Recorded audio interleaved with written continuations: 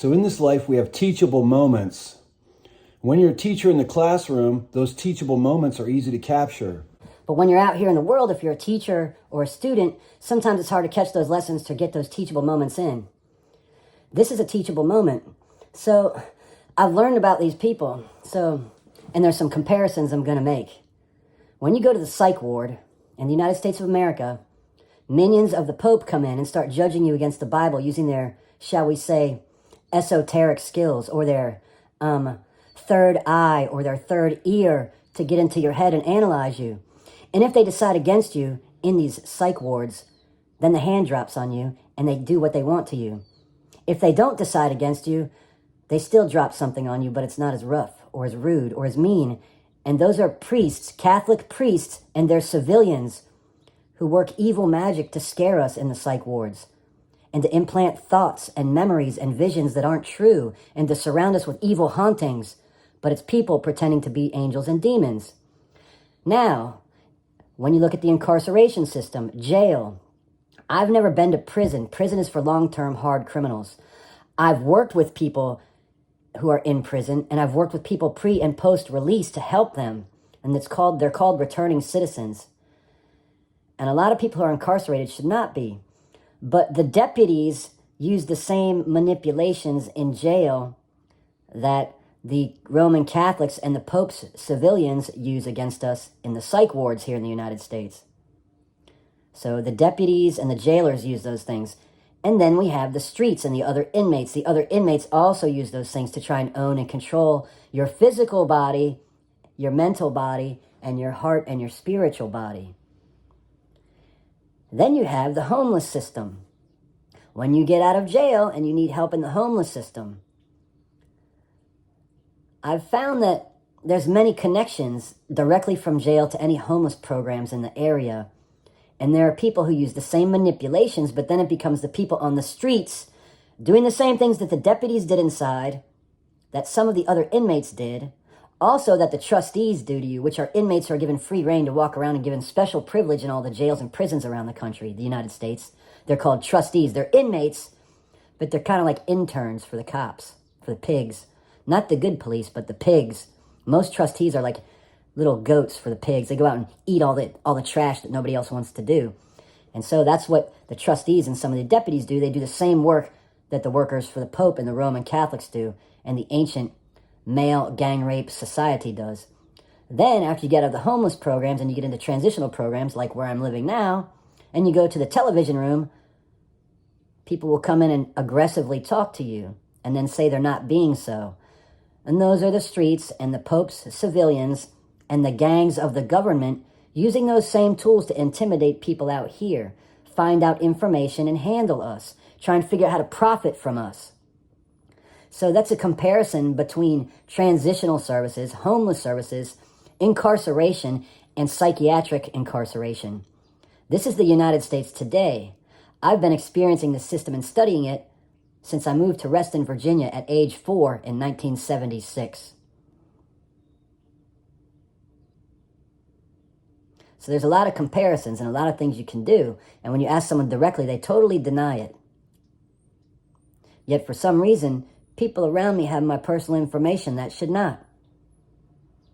Anyways, I do what I do for the betterment of society and for humanity and for everyone.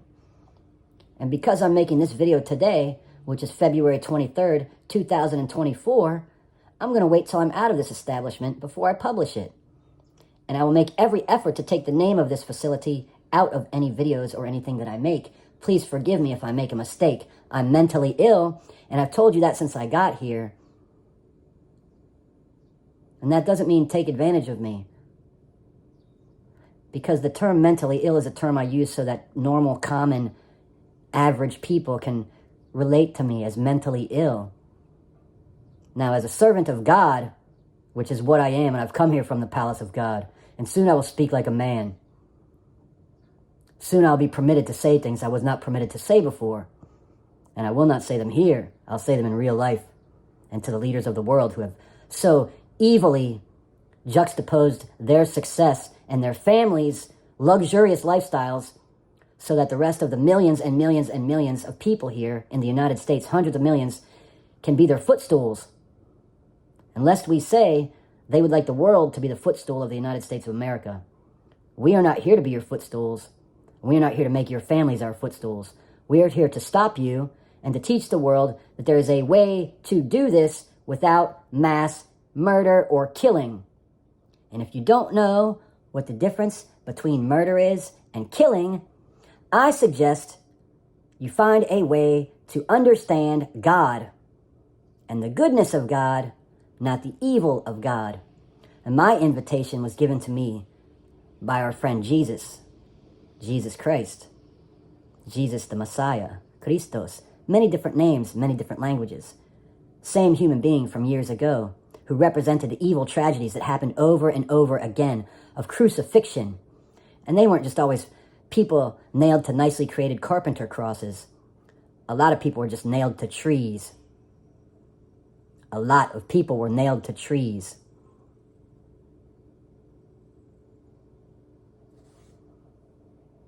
A lot of people were nailed to trees.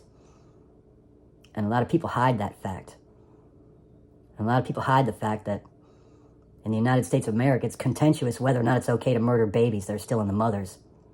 That's contentious, yet it's not contentious if someone goes out and kills that mother or stabs her in the stomach and the baby dies, but the mother lives. Well, that'd be called murder. But when a medical facility does it, it's called abortion, and it's okay. And they sell the baby parts. And dare I say, if it's a late-term abortion, they save the baby, they tell the mother the baby's dead, and there's one more slave in the world, that poor baby. And maybe one of the more evil things is take a family that has foreign parents here in the United States. Take the father and arrest him. Take the mother and arrest her. Take the children and put them in child protective services. Deport the father, whether he's legal or illegal, to a country he's not even from. Keep the mother here. You take her legal documents, put her on a bus and send her to another city and make her get off the bus. And then she's handled, and those children are handled, and that man is gone from the picture. And now I've exposed a few more things. What else do you want to hear? Oh, you should read my books. You should read my poetry. And you should watch my YouTube channel. And dare I say, you should buy my art products online so I don't have to live in poverty for the rest of my life. And maybe I can start a family one day and raise my children to be intelligent and to be positive members of this world that's so easily traveled digitally, with language, and physically with modern mechanics, jets, airplanes, trains, boats, automobiles. You don't have to walk everywhere anymore or take a horse. So I'm going to go. And I hope you all, some of y'all, go with me. And some of y'all, I hope, lose your existence on this planet. And I hope we can do it legally rather than through a violent uprising, because I don't like the idea of a violent uprising. I like the idea of using legislation and fixing the cracks in the foundation, the broken foundation of these United States of America. Let's fix the broken foundation. And maybe we should even make a new name for our country and a new flag, because the flag has 7 red stripes. And those 7 red stripes on the United States flag, they represent the stripes of blood that the slave masters used to put on the slaves' backs and on the backs of the indentured servants.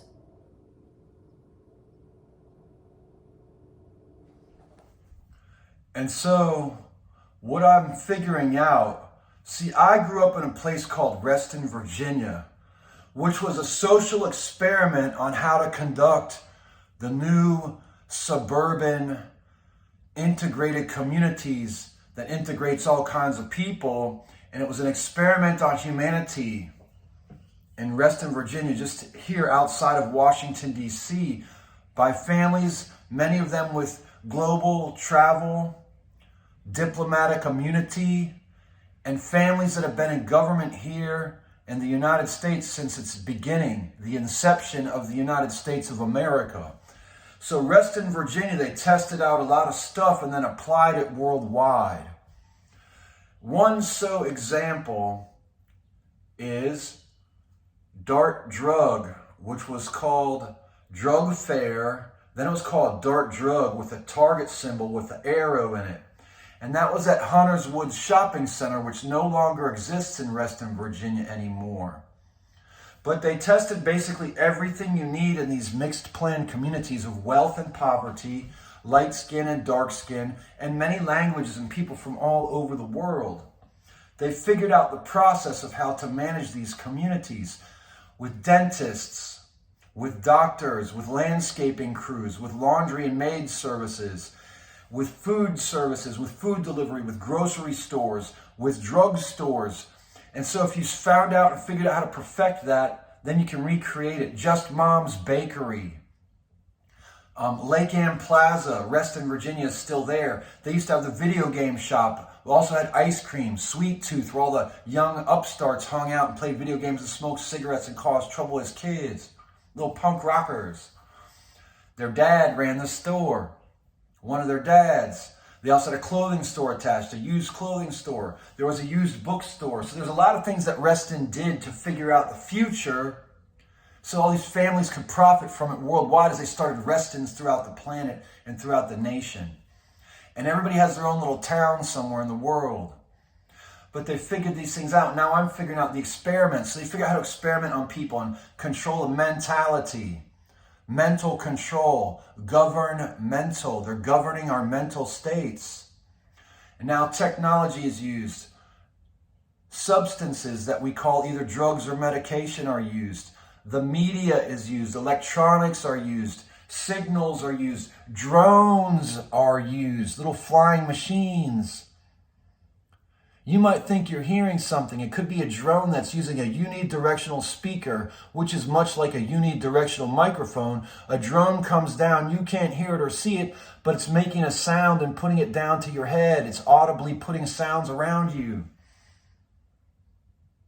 So this is the experiments they do, and they figure it out, and then they use it worldwide. And so I'm going to uncover some experiments, because what they do here, they apply to the world, and they experimented on me as a child.